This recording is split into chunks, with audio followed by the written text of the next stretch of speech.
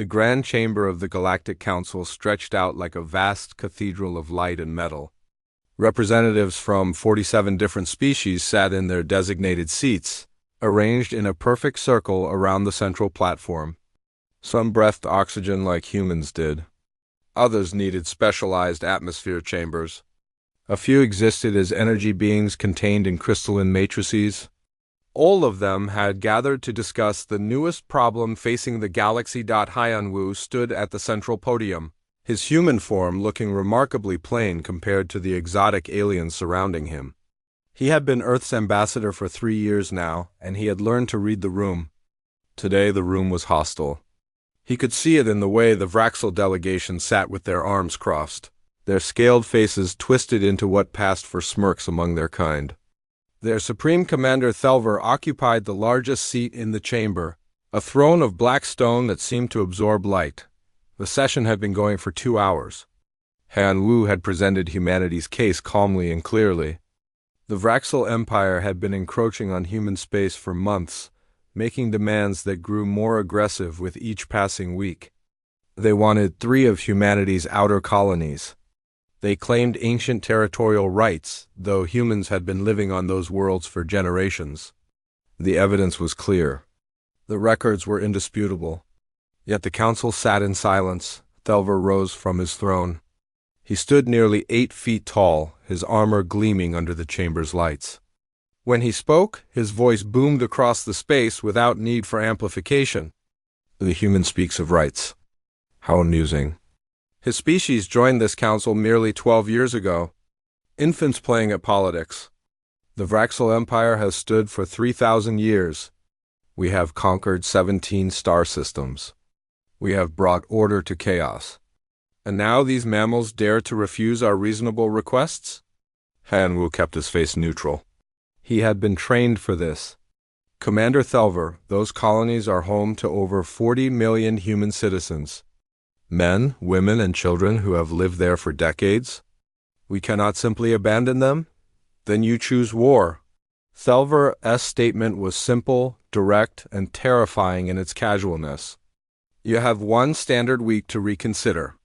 Evacuate those worlds and submit to Vraxel authority, or we will take them by force. This is not negotiation. This is mercy. The other council members shifted uncomfortably in their seats. Han Wu looked around the chamber, meeting eyes with representatives he had worked with for years. Not one of them spoke up. The Zenthari ambassador, who had once called humans promising partners, looked away. The insectoid Clixer representative, who had shared drinks with Hyun Wu just last month, studied the floor with great interest. Fear held them all silent. The Vraxel Empire was powerful, and no one wanted to be next on their list. Hyun Wu straightened his jacket. Then humanity will defend itself. We came here seeking peaceful resolution. You have all witnessed our attempt. Remember that when this is over? Halfway across the galaxy, Captain G1 stood on the bridge of the UES Indomitable, watching the stars streak past through the viewport. Her ship was one of humanity's newest warships, a sleek destroyer equipped with fusion drives and plasma cannons. She had been in space for 15 years, working her way up from navigator to captain. Now she was being called home for an emergency briefing. The ship dropped out of faster-than-light, traveled near Earth's moon. G1 had always loved this view. The blue planet hanging in the void, the silver curve of Luna, and the sprawling orbital stations that circled both. Humanity had spread far in just a few centuries, but Earth remained home. She docked at the military headquarters station and made her way to the command center. Admiral Taeyang was waiting for her along with 24 other ship captains. The admiral was a thin man with gray hair and tired eyes. He had fought in the border wars against pirates 20 years ago. Today he looked older than his 60 years. General Sun Hee stood beside him, her army uniform crisp and decorated with medals from a dozen campaigns. Thank you all for coming quickly, Taeyang began without preamble. I'll be direct. The Vraxel Empire has given us 1 week to surrender our outer colonies or face military action. Intelligence suggests they're already positioning fleets near our borders. Scout Deho brought back long-range scans showing at least 200 Vraxel warships massing near the Kepler sector. The room erupted in angry murmurs. Yuan felt her stomach tighten. 200 ships was a massive force. Humanity's entire fleet numbered maybe 400 vessels, and they were scattered across dozens of systems. He raised her hand for silence. We're not surrendering. The colonies are being quietly reinforced as we speak. Every available Marine is being shipped out. We're setting up defensive positions, but we need to be realistic. The Vraxel have superior numbers and their technology is roughly equal to ours. This will be a difficult fight. Taeyang pulled up a star map. Captain G1, you'll be taking your fleet to New Bizan. It's the most likely first target. Get there fast. Set up defensive positions. Buy time for the civilians to evacuate if it comes to that. One nodded. New Bizan was a farming colony, home to 8 million people. Good people, families. She had visited once and remembered the smell of crops growing under artificial suns. Understood, sir. When do we leave? Immediately. On New Bizan, the morning sun rose over golden fields of engineered wheat. Young Mi walked her daughter Hannah to school like she did every day. The 10-year-old girl chattered about her science project, something about growing crystals in low gravity. Young Mi smiled and listened.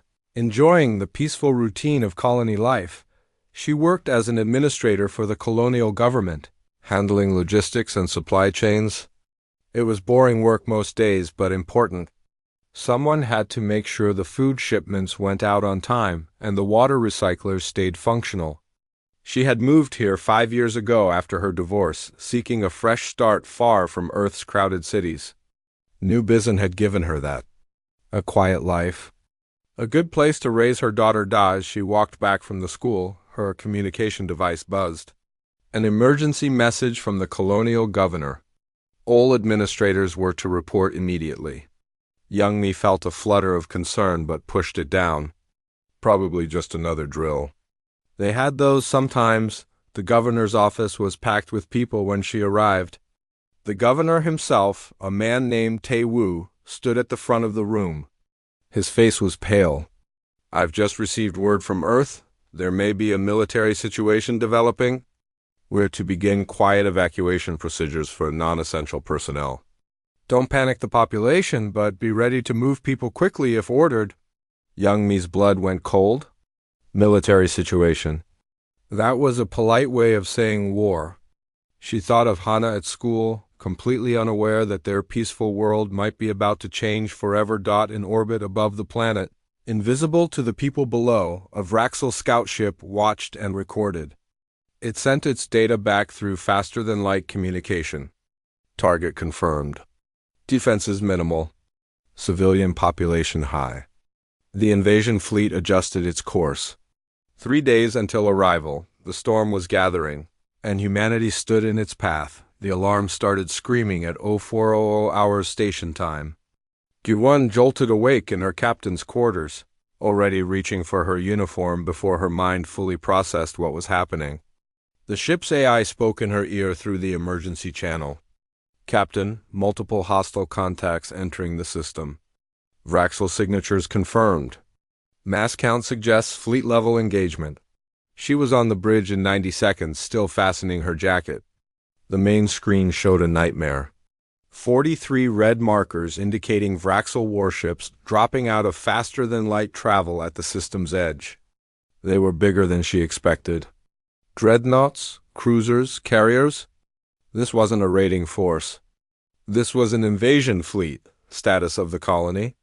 Yuan asked, dropping into her command chair. Her tactical officer, a young lieutenant named Chan Wu, checked his displays.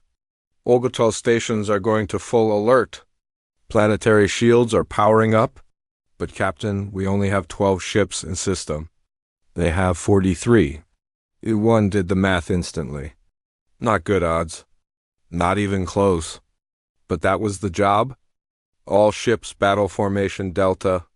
Fighters launch. Get every civilian transport off those orbital platforms now. They're going to hit the platforms first to cripple our logistics. She was right. The Vraxel fleet split into three groups. The largest headed straight for New Bazan's orbital manufacturing stations. These platforms built ships, processed resources, and housed nearly 100,000 workers. Destroying them would be the Vraxel's first priority. It was what G1 would do in their position. The human fleet moved to intercept, but they were outgunned and outmaneuvered. The Vraxel ships were fast, their weapons powerful. G1 watched as the first exchange of fire lit up the darkness of space. Human plasma cannons met Vraxel particle beams. Shields flared and died. Ships on both sides took damage. "Indomitable, this is Platform 7, a panicked voice came through the communication system. "We're under direct fire. Hull breaches on decks 12 through 15. Evacuating, but we need cover." The one gritted her teeth. "Helm, bring us around. Target that Vraxel cruiser. All batteries, fire at will." The Indomitable shuddered as its main cannons unleashed hell. The Vraxel cruiser's shields absorbed most of it, but some shots got through, scarring its hull. The enemy ship returned fire. G1 felt her ship rock under the impact. Alarms blared. Damage reports flooded in. Engineering, medical, weapons, everyone screaming for attention at once. But even as they fought, Jiwoo could see they were losing. Two human destroyers were already crippled, venting atmosphere and debris. The Vraxel had superior numbers and they knew how to use them. They fought in perfect coordination, like a pack of predators bringing down prey. "All ships, fall back to the planet," one ordered, hating every word. "We can't save the platforms. Focus on evacuation ships." On the planet's surface, Youngmi heard the explosions in orbit. They came as distant thunder, rumbling through the atmosphere. The sky flashed with light as ships died overhead. She stood in the spaceport, organizing the chaos as thousands of colonists flooded in, desperate to get on evacuation ships. "Please, my son is still at the farming complex," a woman begged her. "We need to go back for him." "There's no time," Youngmi said, though it broke her heart. "The next transport leaves in 10 minutes. If you're not on it, you'll miss your chance." Hannah clung to her mother's leg, crying. The girl had never seen war before. None of them had. New Bissen had been peaceful for its entire existence. Now their world was burning and strangers were fighting in the sky to decide their fate. A transport pilot, a man named Jae-sung, grabbed Youngmi's arm. "That's the last of the shuttles. We need to go now. The Vraxel will start bombing the surface any minute." Youngmi looked out across the spaceport. There were still hundreds of people waiting. Maybe thousands. "We can't leave them. We don't have a choice? Come on." The transport lifted off just as the first orbital bombardment began. Youngmi watched through the viewport as beams of pure energy lanced down from space, striking the city. Buildings vaporized. Entire blocks disappeared in clouds of superheated plasma. The spaceport where they had stood moments ago became a crater. She held Hannah tight and tried not to think about how many people they had left behind, on another colony world called Haven's Gate. Commander Suo watched the enemy landing craft descend through his rifle scope. He was a career soldier, 40 years old, with scars from half a dozen campaigns. He had fought pirates, smugglers, and once a crazy cult that tried to hijack a space station. But he had never fought an organized military invasion before. His lieutenant, a tough woman named Haewon, crouched beside him in their concealed position. "Sir, I count 30 landing craft. That's at least 3,000 Vraxel ground troops, maybe more." Seho nodded. "We've got 800 Marines and about 2,000 armed colonists. Not great odds. When has that ever stopped us?" The Vraxel landing craft touched down in the colony's main square. Ramps lowered and soldiers poured out. They were huge, these Vraxel warriors, each one nearly 7 feet tall in their combat armor. They carried weapons that looked like they could punch through tank armor. They moved with confidence, like conquerors who had done this 100 times before. Seung-ho waited until they had spread out. Then he gave the signal. Human snipers opened fire from rooftops and windows. Vraxel soldiers fell, their shields unable to stop the high-velocity rounds at this range. Mines detonated in the square, throwing bodies into the air. Rocket launchers turned landing craft into burning wrecks. For a moment, the Vraxel force was in chaos. But only for a moment. They were professional soldiers, and they recovered quickly. They returned fire, their particle weapons tearing through buildings. They advanced in organized units, clearing streets with ruthless efficiency. The battle for Haven's Gate had begun, and it would not be quick or clean back on Earth. In a secure research facility buried under the mountains of Korea, Dr. Biora worked frantically in her laboratory. She was a physicist specializing in weapons development. Around her, a team of engineers and scientists worked around the clock. They had been given an impossible task: find a way to counter Vraxel technology. Her assistant, an engineer named Kyung-soo, brought her the latest test results. The plasma efficiency is up to 72%, but we're still having problems with the containment field stability. The O rubbed her tired eyes. She had been awake for 36 hours straight. Show me the failure analysis. They bent over the data together, two scientists searching for answers while their species fought for survival. The Vraxel shields operated on a frequency that human weapons struggled to penetrate. But Biora had an idea. If they could modulate the plasma frequency rapidly, cycling through the spectrum, they might be able to find weaknesses in those shields. It was theoretical, untested, dangerous, but it was all they had. At the Galactic Council, Han-Wu made his final plea. The chamber was full again, all the member species watching humanity's desperate situation. Han-Wu stood at the central podium, his voice steady despite the exhaustion and grief he felt. 5 colonies are under attack. Millions of humans are dead or displaced. We came to this council seeking peace. We offered compromise. We tried diplomacy. The Vraxel rejected all of it. Now I ask you again, will you help us? The silence stretched out. Finally, the Zenthari ambassador spoke, her voice apologetic. We sympathize with your plight. But the Vraxel Empire is powerful. To oppose them would risk our own worlds. We cannot take that chance. One by one, the other species agreed. Too dangerous. Too risky. Not our problem? The message was clear. Humanity stood alone. Hyun-Woo nodded slowly. He had expected this, but it still hurt. Then let the record show that we asked. Let it show that we tried. What happens next is on all of you. He walked out of the chamber with his head high. Behind him, a neutral observer named Roshana watched him go. She was from a species that prided itself on knowledge and record-keeping. She made a note in her personal log. Today the council made a grave mistake. They think humanity will simply fall. They do not understand what happens when you corner a species that refuses to die. Admiral Taeyang received Han-Wu's report in his command center. The news was bad on all fronts. 5 colonies under attack. Casualties in the hundreds of thousands. Ships lost. Stations destroyed. The Vraxel were winning, and the galaxy would not help. General Sun Hee stood beside him, her jaw clenched. What are our orders, sir? Taeyang looked at the tactical displays. At the red markers showing enemy forces. At the blue markers showing human positions. At the numbers that said they were losing. He thought about diplomacy and restraint. About the rules of civilized warfare. About everything humanity had tried to be since joining the galactic community. Then he thought about New Bisan burning. About colonists dying. About children like Hana watching their worlds destroyed. He turned to his communication officer. Send this message to all fleet commanders and ground forces. Encrypt it. Authorization code Alpha Omega 9. He spoke clearly, each word deliberate. Activate protocol Scorched Earth, no more restraint. No more mercy. Show them what happens when you make humans fight for survival. We didn't start this war, but by God we're going to finish it.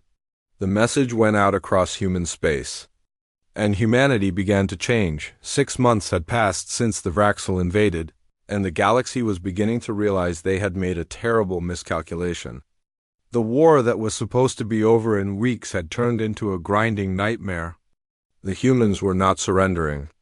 They were not even retreating anymore. They were evolving. G-1 stood on the bridge of her flagship, the UES Retribution. It was not the Indomitable anymore. That ship had been destroyed at New Bizen, though she and most of her crew had survived. This new vessel was something different, bigger, meaner, built in the massive shipyards that humanity had constructed in just 6 months. Every human colony, every station, every asteroid mining facility had been converted to war production. They built ships like factories made bullets, fast, cheap, deadly. She looked at her tactical display. Her fleet numbered 87 ships now, a mix of new construction and salvaged vessels. They hung in space near a Vraxel supply depot, watching and waiting. Beside her command chair stood Captain Min Seo, who commanded the bomber wing, and Captain Jae Sung, the tactical genius who had escaped from New Bizen and now planned their attacks. Target analysis complete, Jae-sung reported. The depot has minimal defenses.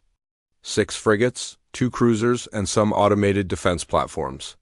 They're not expecting an attack this far into their territory. One smiled, but there was no humor in it. Then let's surprise them. All ships, attack formation. Min Seo, your bombers go in first. Take out those defense platforms. Everyone else focus on the warships. No survivors. The last part would have shocked her 6 months ago. Now it was routine. Protocol Scorched Earth had changed everything. No prisoners. No mercy. The Vraxel had started this by bombing civilians. Humanity would finish it by eliminating every Vraxel military asset they could find. The battle was short and brutal. Human bombers swept in, their AI-guided missiles overwhelming the defense platforms. The Vraxel ships tried to fight back, but they were outnumbered and outmaneuvered. G1's fleet tore them apart with focused fire, concentrating their attacks until each enemy ship was nothing but debris. When it was over, they destroyed the depot itself. Not captured, destroyed. Thousands of tons of supplies and ammunition detonated. In a ball of fire visible from millions of kilometers. The message was clear: humanity's supply lines might be attacked. But so would the Vraxels. And humans were better at this kind of war on Haven's Gate. Commander Sung-ho had transformed his defenders into something terrifying. The Vraxel controlled the cities now, but the humans owned the wilderness. Sung-ho's Marines had become ghosts, striking from nowhere and vanishing before the enemy could respond. Lieutenant HFY led her team through the forest outside the capital. They moved silently, using every trick they had learned. The Vraxel relied on their superior technology and armor. The humans relied on being smarter and meaner. They had studied the enemy, learned their patterns, found their weaknesses. Ahead, a Vraxel patrol moved along a forest trail. 20 soldiers in power armor, armed with particle rifles, confident in their strength. They had good reason to be confident. In a straight fight, they would win. But HFY did not believe in straight fights. Her team had spent 2 days preparing this ambush. Mines buried in the trail. Sniper positions in the trees. Escape routes mapped and practiced. Everything calculated. When the Vraxel patrol reached the kill zone, she triggered the trap. The explosions came first, shaped charges that attacked the weak points in Vraxel armor. The kind of weapons that Dr. Biora's team had designed specifically to kill these particular enemies. Half the patrol died in the first 3 seconds. The survivors took cover and returned fire, but they were shooting at positions the humans had already abandoned. Sniper rounds came from new angles. More explosives detonated.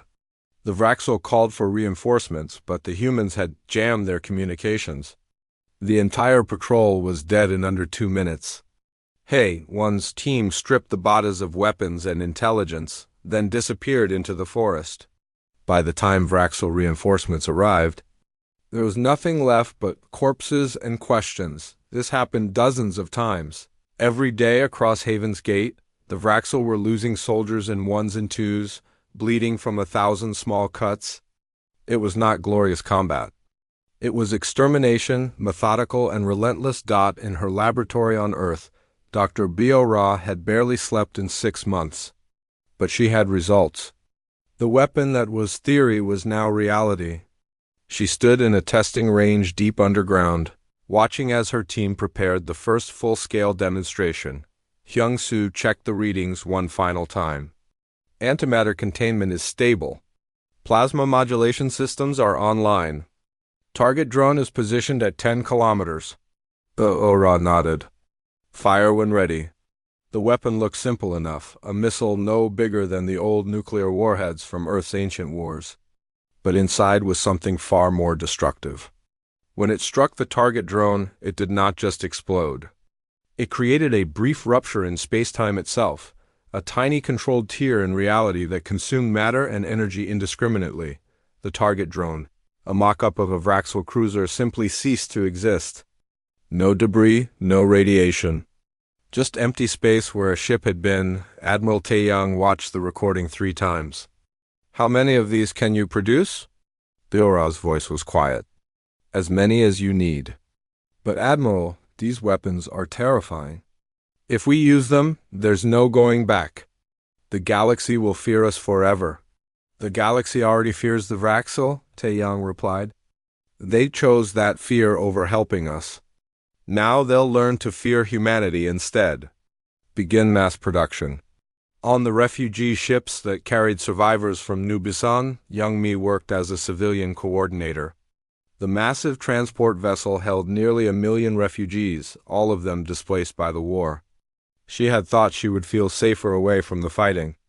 Instead, she felt hollow. Hannah attended school in the ship's education center, learning alongside thousands of other children. The teachers tried to maintain normalcy, but the children knew. They had all lost friends, family, homes. The war had touched everyone. Young-mi volunteered in the communication center, helping refugees contact loved ones scattered across human space. She saw the hope in their eyes when they found someone alive, the despair when they learned of deaths. Every day brought new grief. One evening, she received a message from the military. It was brief and official. Her brother, a Marine named Dong-woo, had been killed in action on Haven's Gate. No details. No body, just a notification that he was gone. She held Hannah that night and cried. But she also felt something else growing inside her. Anger, cold, hard rage at the Vraxel who had started this. At the council who had refused to help. At a galaxy that had let this happen. She was not alone in that anger.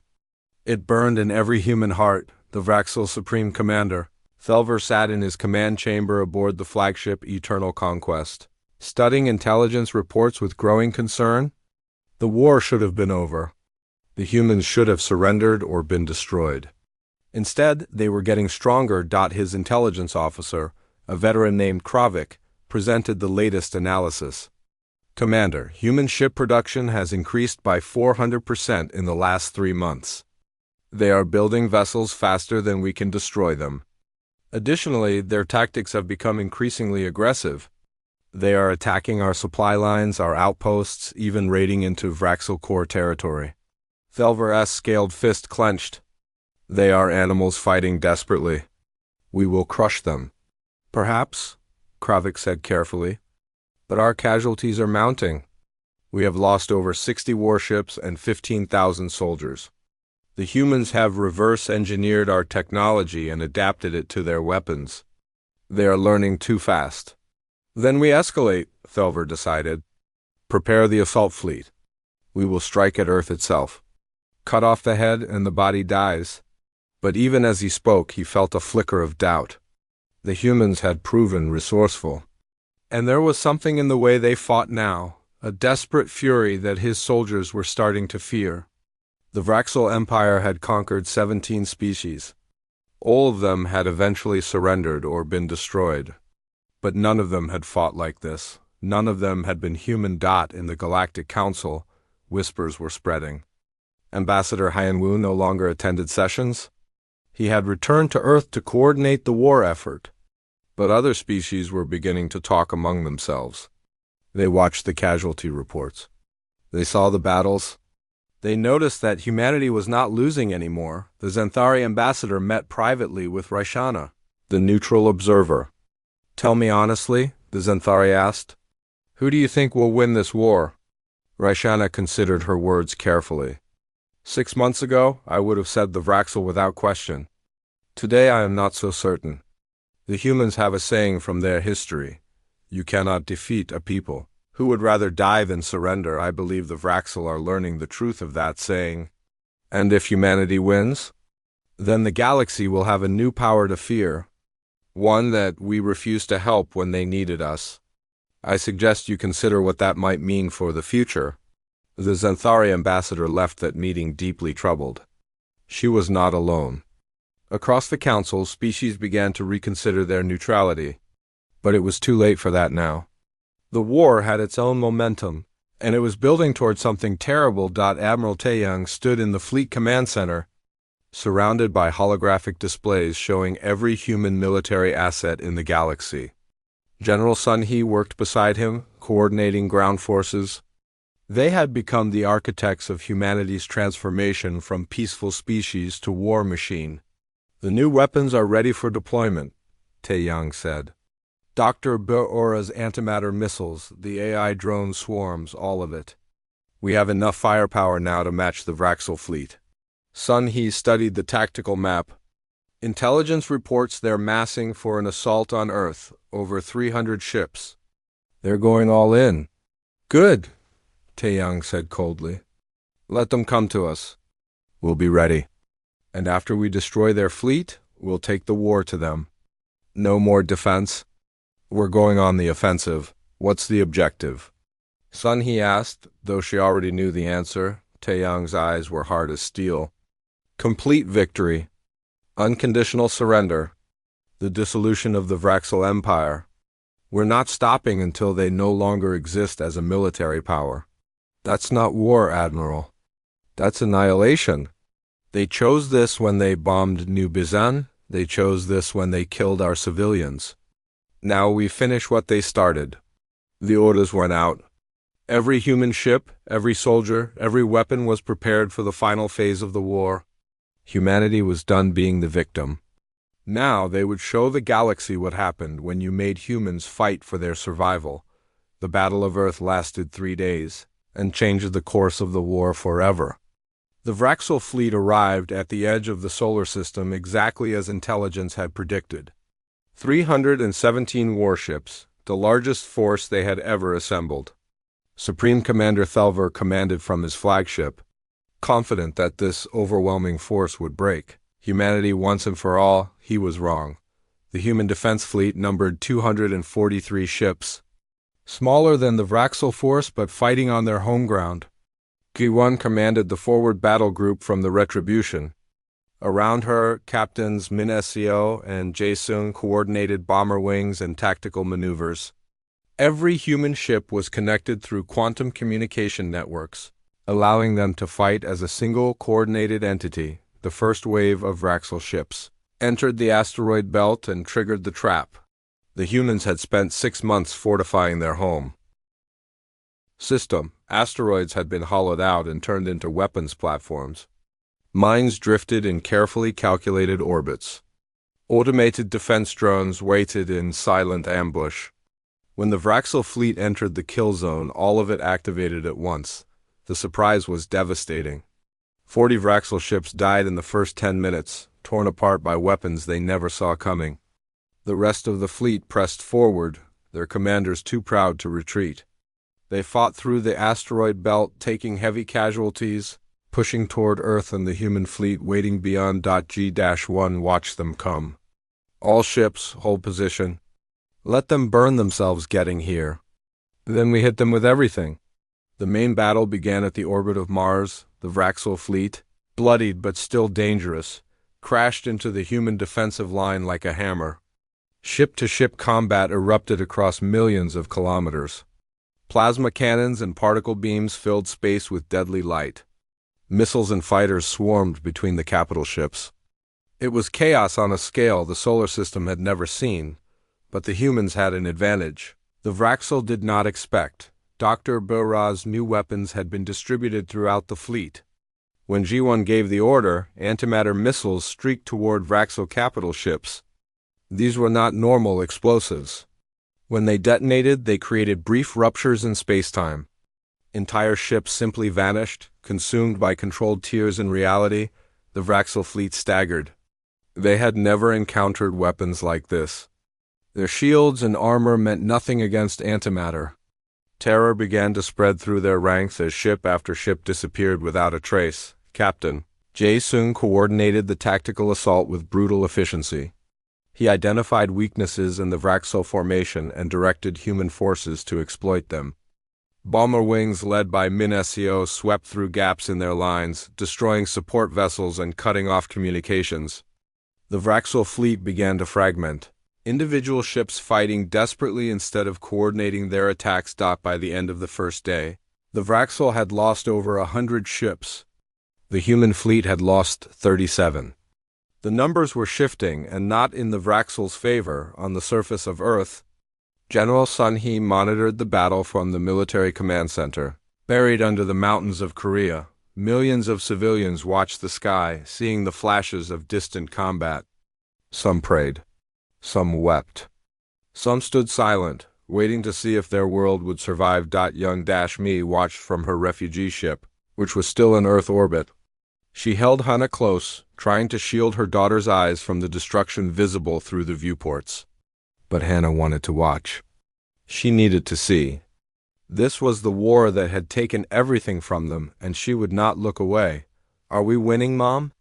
Hannah asked quietly. Young-Mi looked at the tactical displays being broadcast across all channels. She saw the numbers. The human fleet was holding. The Vraxel were dying.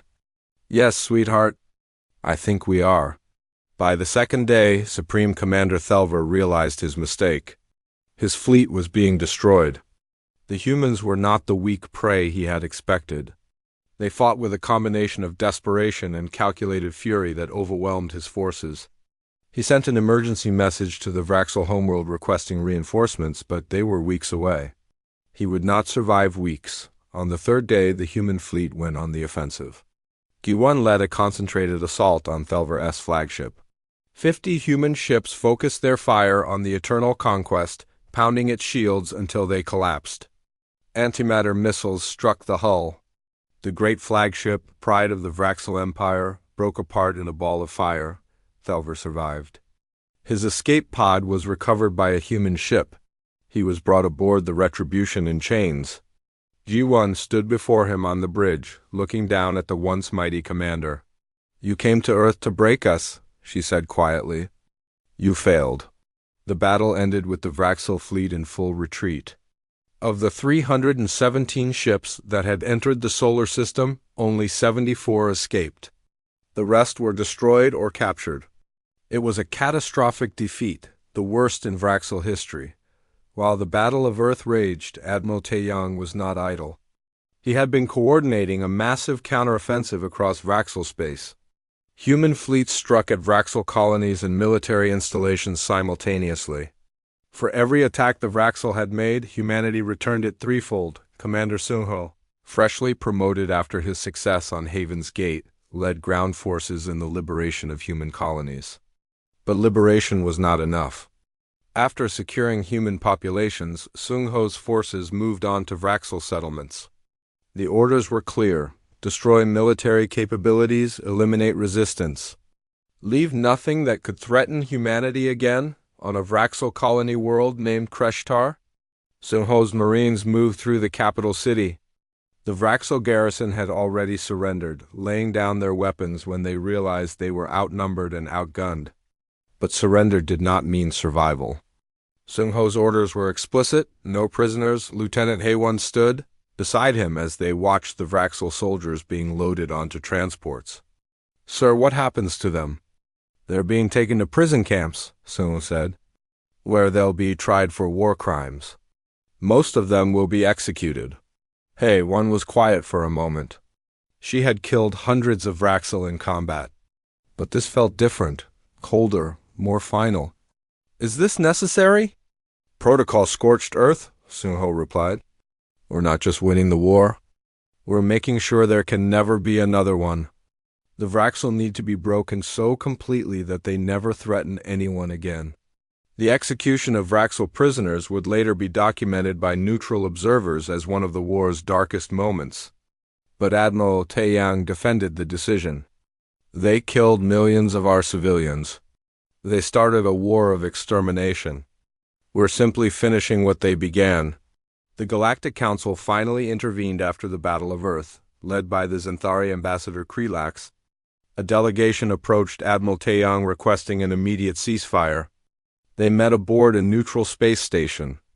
Representatives from a dozen species facing the man who had orchestrated humanity's transformation into a military juggernaut, Krelax spoke with careful diplomacy.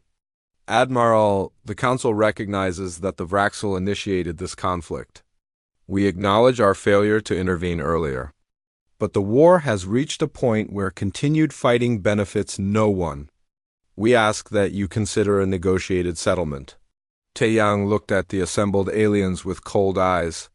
Where were you when they bombed New Bizan?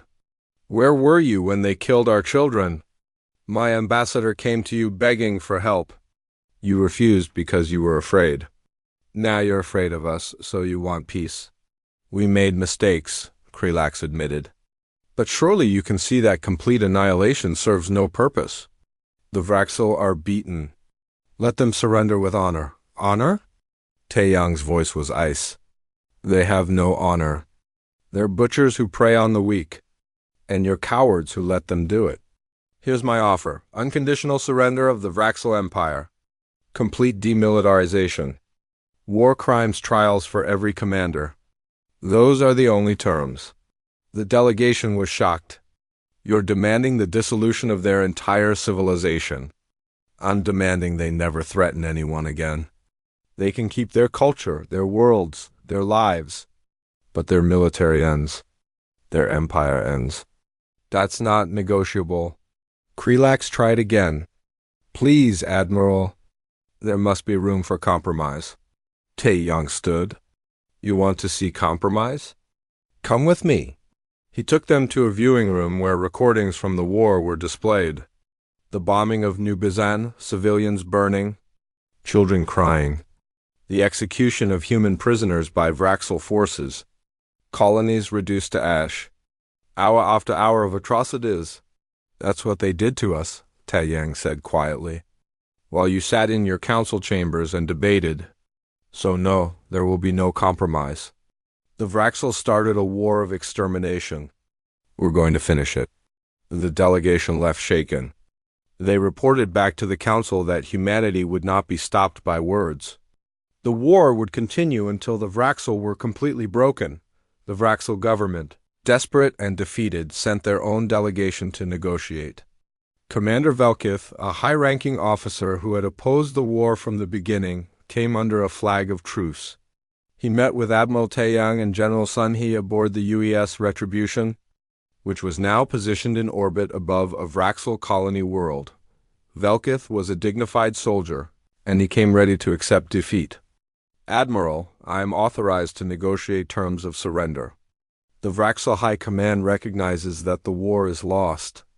We ask only for reasonable terms and the safety of our civilian population. Taeyang placed a single document on the table between them. Read it. Velkith read. His expression shifted from resignation to horror. This is not surrender. This is the complete destruction of our society. You're demanding we disband our military, surrender our weapons, submit to war crimes tribunals, and accept human occupation of our core worlds. Yes, Taeyang said simply, our people will never accept this. General Sun He spoke for the first time. Then they will die.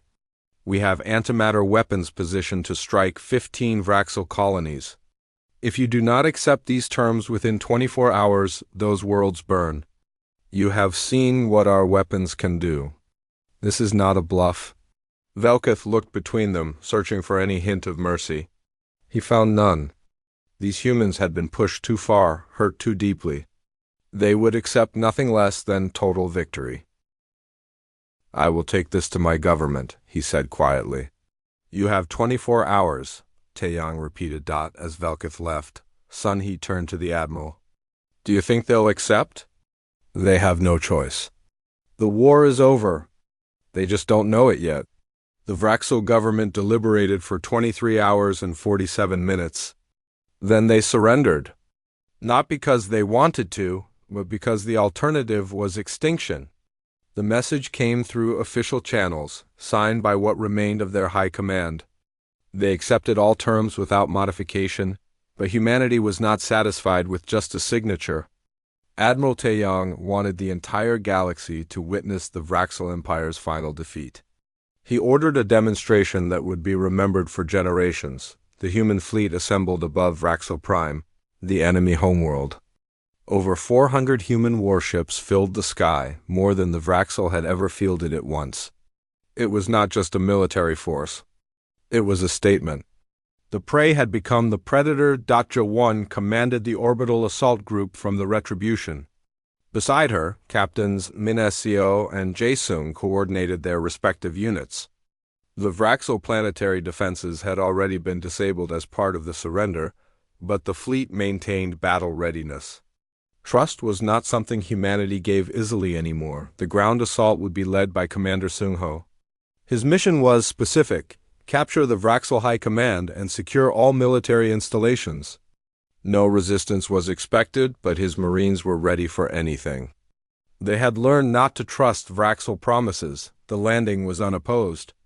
Seung-ho's forces descended in massive transport ships. Thousands of Marines in powered armor marching through the streets of the Vraxel capital. The alien citizens watched from windows and doorways, their scaled faces showing fear and shame. Their mighty empire had fallen. The species that was supposed to be conquered had instead conquered them. Lieutenant Hae-won moved with her squad through the government district. Everything was quiet, almost eerily so. The Vraxel soldiers they encountered had laid down their weapons and stood with their hands visible. They knew what happened to those who resisted. They had heard the stories from other colonies. At the central command bunker, Seung-ho found what remained of the Vraxel leadership. A dozen officials and military commanders waited in a conference room, their expressions defeated. These were the people who had ordered the attack on New Bizen, who had started a war they thought they would easily win. "You are all under arrest for war crimes," Seung-ho stated formally. "You will be transported to a human vessel for trial." One of the Vraxel commanders, an old warrior named Thekanar, spoke quietly. "There will be no trial. We know what you do to Vraxel prisoners. We have heard the reports." Seung-ho did not deny it. "You started a war of extermination. Did you expect mercy?" "No," Thekanar admitted. "We expected victory. We were wrong about you. About humanity. We thought you were weak because you sought peace. We did not understand that your restraint was a choice, not a limitation." The prisoners were taken to the Retribution, where they would be held until their trial. The trial would be swift and the verdict predetermined. Everyone knew it. But it would be documented. The galaxy would see justice being done. Admiral Taeyong came to Vraxel Prime personally for the final act. He stood on the bridge of the Retribution with General Sun-hee, looking down at the world that had been the center of an empire. The planet looked peaceful from orbit, its cities gleaming under the sun. "Begin the demonstration," Taeyong ordered. Human ships in orbit activated their weapons. Not to destroy the planet, but to show what they could do. Antimatter missiles were fired at uninhabited areas. Mountains vaporized. Oceans boiled. The displays of power were visible from the ground, reminders that humanity could erase this world whenever they chose. After an hour, the bombardment stopped. The planet remained intact, but scarred. The message was clear: Vraxel Prime survived only because humanity allowed it. The trials of Vraxel leadership were broadcast across the galaxy. Each commander was brought before a human tribunal and charged with specific war crimes. The evidence was overwhelming. Recordings of attacks on civilians. Orders for executions. Plans for genocide. The Vraxel had documented their own crimes with military precision. The verdicts came quickly. Guilty. All of them. The sentences were equally swift. Execution by firing squad. Commander Seung-ho was given the duty of carrying out the sentences. He assembled a squad of Marines, veterans who had fought from the beginning of the war. They had lost friends, family, entire units to Vraxel aggression. Now they would be humanity's instruments of justice. The executions took place in the courtyard of the captured command bunker. Each Vraxo commander was brought out individually. They were allowed final words. Some claimed they were only following orders. Some maintained their actions were justified. Some said nothing at all. When Dekanar's turn came, the old warrior looked at Sung Ho with what might have been respect. I have one question before you kill me. What will you do now? Your enemy is defeated. Your rage has nowhere to go. What happens to humanity when the war is over? Sung Ho considered the question. We remember. We rebuild. And we make sure this never happens again. Vikanar nodded. Then perhaps some good will come from this tragedy. The firing squad executed him cleanly. No ceremony. No drama. Just justice, cold and final. Across Vraxel space, human forces dismantled the infrastructure of war. Shipyards were destroyed. Weapons factories were demolished. Military bases were razed. Everything that had allowed the Vraxel to threaten others was systematically eliminated. The 17 star systems they had conquered were liberated and placed under Galactic Council protection. With human forces ensuring the transition was peaceful, on Earth the refugees began to return home. Young Mi and Hana were among the millions who went back to rebuild. New Bizin was a ruin, but humans were good at building. They had proven that during the war. Young Mi walked through the remains of her old neighborhood with Hana beside her. The buildings were destroyed. The streets were cratered, but people were already working, clearing debris, and laying foundations for new structures. There was something almost defiant in the way they worked, as if declaring that no force in the universe could keep humanity down. Hana looked at the construction around them. Will it be the same, Mom? No, Young Mi admitted. It will never be the same. We lost too much. But it will be ours again. That's what matters. Dr. Biora sealed away her weapons research in a secure vault deep underground. The antimatter missiles, the AI weapons, the biological agents designed to kill Vraxel specifically. All of it was cataloged and locked away. She left a note in the vault's records. May we never need these again. But if we do, they're here. Engineer Kyung-soo helped rebuild the shipyards that would now produce civilian vessels instead of warships. The transition from war economy to peace was difficult, but humanity was adapting. They had gotten very good at adapting. The Galactic Council reconvened for the first time since the war ended. All the member species were present. And now, for the first time, the chamber was truly quiet when Ambassador Hyun-woo spoke. He stood at the central podium, the same place where he had begged for help 18 months ago. But he was not begging now. This council asked what happened to the last species that challenged humanity. You have your answer now. The Vraxel Empire no longer exists. Their military is disbanded. Their leaders are dead. Their territory is liberated. This is what happens. The assembled aliens listened in silence. They had all watched the war. They had seen the transformation of humanity from peaceful newcomers to the most feared military force in known space. Some felt guilt for their inaction. Some felt fear of human power. All of them understood that the galaxy had changed. You failed us when we needed you, Hyun-woo continued. You chose fear over justice. You let the Vraxel attack us because you thought it was safer to stay neutral. You were wrong. We survived without you. We won without you. And we will never forget that we stood alone. The Xanthari ambassador Krelax stood. What are humanity's intentions now? You have built a military that rivals any in the galaxy. What will you do with that power? Hyun-woo's expression was cold. We will defend ourselves. We will never again rely on others for our security. We will never again trust promises of galactic order. And we will respond to any threat with overwhelming force. The Vraxel learned this lesson. Let it serve as instruction for all of you. He placed a data chip on the podium. This contains the complete historical record of the war. Every battle. Every atrocity. Every moment when we asked for help and received nothing. It is being transmitted to every species in known space. Let it be preserved. Let it be studied. Let it serve as a warning. He looked around the chamber one final time. Humanity came to this council seeking peace. We offered friendship. We tried diplomacy. When that failed, we showed you what we're capable of when pushed to the wall. Remember that. Remember what happened to those who made us fight for our survival. Haiyan Wu left the chamber. Behind him, the species of the Galactic Council sat in uncomfortable silence.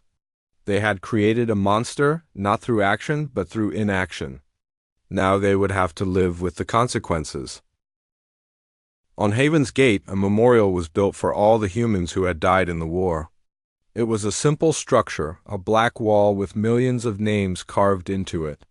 Young Ni brought Hannah to see it. They found her brother Dongwu's name among the endless list. Hannah traced the letters with her finger. Why did this happen, Mom? Young Mi had thought about that question for months. Because the Vraxel thought we were weak. Because the galaxy let them attack us. Because sometimes terrible things happen and there's no good reason. But we won. We survived, Young Mi corrected. That's not the same as winning. Winning would mean your uncle is still alive. Winning would mean our home was never destroyed. We survived, and we made sure the Vraxel can never do this to anyone else. That's all. They stood together at the memorial for a long time. Just two people among millions who carried the scars of war. Lieutenant Chen Wu, who had once questioned humanity's methods, transferred to the diplomatic corps. He wanted to help build a future where such wars might be prevented. It was naive, perhaps, but someone had to try. His first assignment was working with the Galactic Council to establish new protocols for collective defense. The goal was to ensure no species would ever stand alone again, but even as he worked toward peace, Chen Wu knew the truth. Humanity would never fully trust the galaxy again. They had learned to rely only on themselves. The war had changed them, perhaps forever. Admiral Taeyang and General Sun He stood down from active command once the Vraxel surrender was complete. They had done what was necessary, but the cost haunted them. Taeyang retired to a quiet colony world, spending his days writing his memoirs. He wanted future generations to understand what had happened and why. The book's opening line would be, "We did not want this war, but we finished it." General Sun He took a position training the next generation of military leaders. She taught them strategy, tactics, and the harsh realities of combat. But she also taught them restraint. War should always be the last option, she told her students. But when it becomes necessary, fight without hesitation and without mercy.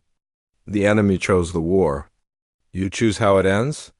Commodore G1 remained in active service, commanding the human defense fleets that now patrolled the borders of human space. Her ships were the strongest in the galaxy, and everyone knew it. She sometimes thought about the young captain she had been before the war, full of idealism and hope for peaceful exploration. That person was gone, burned away in the fires of combat. What remained was a warrior who understood that peace had to be protected with strength. The galaxy settled into a new order. Humanity was recognized as a major power, their territory respected, their borders inviolate.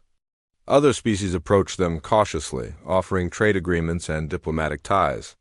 Some were genuine. Others were motivated by fear. Humanity accepted both with equal wariness. The Vraxel people, scattered and defeated, began the long process of rebuilding their society without an empire. Some harbored resentment.